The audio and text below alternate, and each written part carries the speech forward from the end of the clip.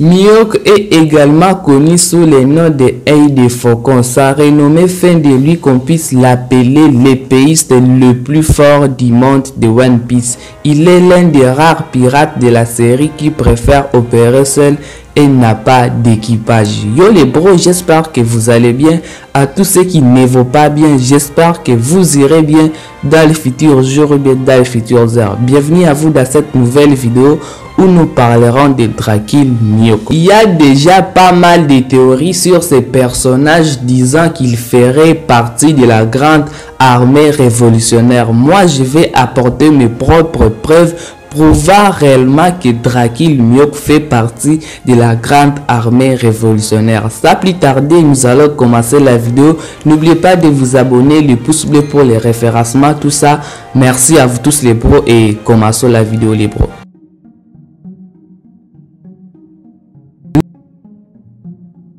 Lorsque le système de Shichibukai a été aboli, la marine a immédiatement envoyé les navires pour capturer les actuels Shichibukai qui étaient encore actifs. Avant l'abolition, il ne restait plus que 4 Shichibukai actifs. Baggy le clown, l'impératrice Boa Hancock, Edward Rubel et Dracul Mihawk. Les 3 Shichibukai restants étaient déjà hors service. Doflamingo était emprisonné à Impel Down suite à ce qu'il a fait à Dressrosa.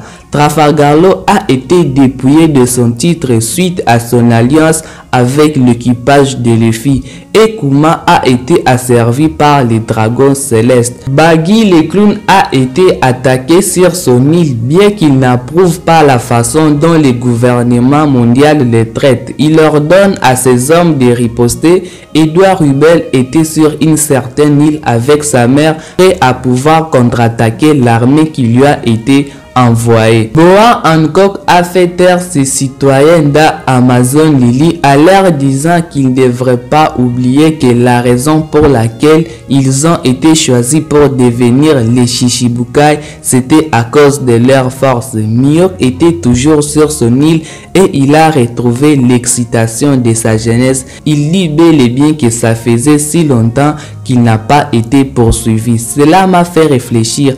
Les Shichibukai sont les pirates, mais Mihawk n'a pas un groupe de pirates connu. J'ai cherché dans One Piece l'histoire de cet homme et je n'ai trouvé aucune trace de lui montrant qu'il serait un pirate ou bien qu'il a fait partie d'un certain groupe de pirates.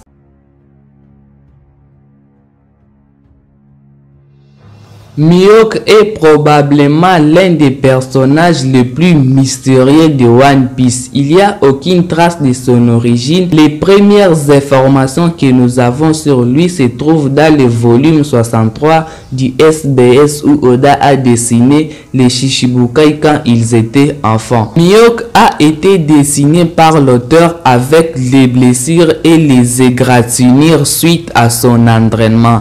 Il réside actuellement dans le château de ruines du royaume de Kureganai. Il y a 9 ans, une guerre a éclaté dans ce royaume, entraînant également sa disparition. Quelque temps après la fin de la guerre, Mihawk arrive sur l'île et réside dans le château de Kureganai. Encore une fois, la raison en est inconnue. Peut-être c'est la maison de son enfance ou peut-être ses racines remontent sur cette île.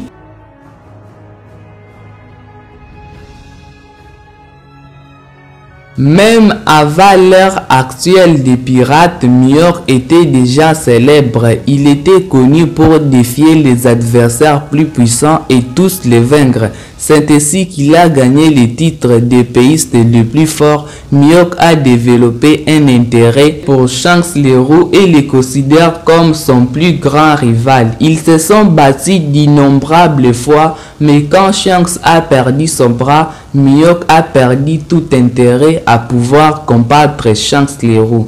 Mihawk a assisté à l'exécution de Goldie Roger. La raison en est encore une fois inconnue. Il est possible qu'il ait été intéressé par le fait que le roi des pirates soit le pirate le plus fort de ce temps. Quelques temps plus tard, Mihawk a rejoint les Shichibukai. C'est la première fois qu'il soit affilié à un groupe.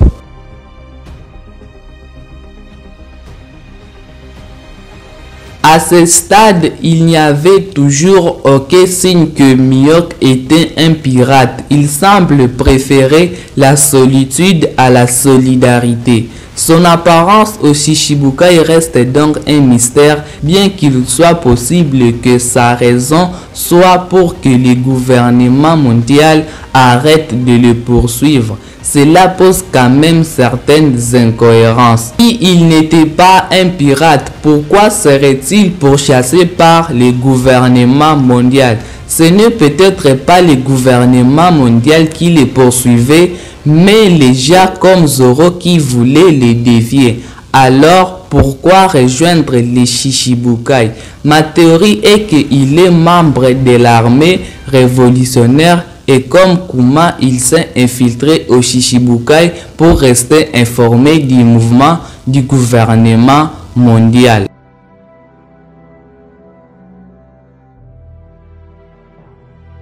Ok les bros, je sais que j'ai dit qu'il est le genre de personne qui préfère être seul, c'est vrai. Je suppose que Dragon l'a recruté pour rejoindre les révolutionnaires. Dragon, connaissant l'intérêt du gouvernement mondial pour que les personnes les plus fortes soient leurs alliés, a désigné Mihawk comme une taupe dans les Shichibukai. Mihawk a accepté cette mission mais avec des conditions et peut-être des raisons différentes.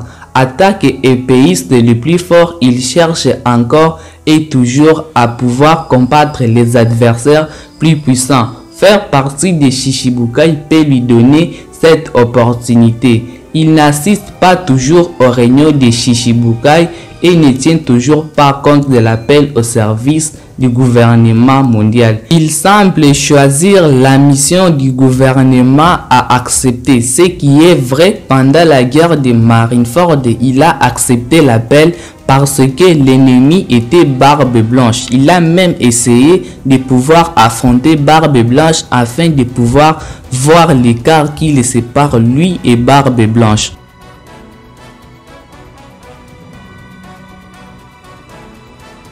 Une autre mission possible qui lui a été confiée par l'armée révolutionnaire était celui de former Zoro.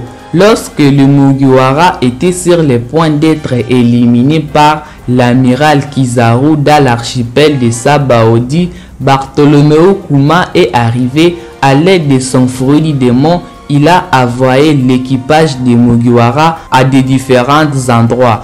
Plus tard, il a révélé à Riley qu'il travaille pour l'armée révolutionnaire. Il a envoyé les Mugiwara à un endroit spécifique où ils peuvent s'entraîner et améliorer leurs compétences. Cela assurera leur survie dans le nouveau monde. Kuma semblait être au courant des compétences de Mugiwara. Il a envoyé les filles à Amazon Lily pour entraîner son acquis, un pouvoir pour lequel Amazon Lily est bien connu. Sanji a été envoyé au royaume d'Ivankov, un commandant de l'armée révolutionnaire afin de pouvoir s'entraîner. Robin a été envoyée à Tequila Wolf où elle a finalement rencontré l'armée révolutionnaire. Zoro a été envoyé sur l'île où vit Mihawk. Mihawk ne paraît pas surpris de voir Zoro sur son île, bien que Mihawk est toujours charismatique. Il aurait dû du moins demander à Zoro comment il est venu sur l'île, mais il n'a pas fait. En effet, il a même essayé d'empêcher Zoro de quitter l'île avec son état. En conclusion, je crois que Mihawk était chargé de former Zoro. Les actions de Kuma et de Mihawk ont été tous coordonnés comme celui de Kuma et Riley lorsque Kuma lui a révélé son plan concernant Luffy. Nous pouvons dire que Mihawk était membre indépendant de l'armée révolutionnaire. Et vous les bros, que pensez-vous? Pensez-vous réellement que Mihawk peut être un révolutionnaire? Dites-moi votre réponse à zone commentaire. Prenez extrêmement soin de votre futur et de vos proches les bros, car cela c'est le plus important les bros. Peace les bros.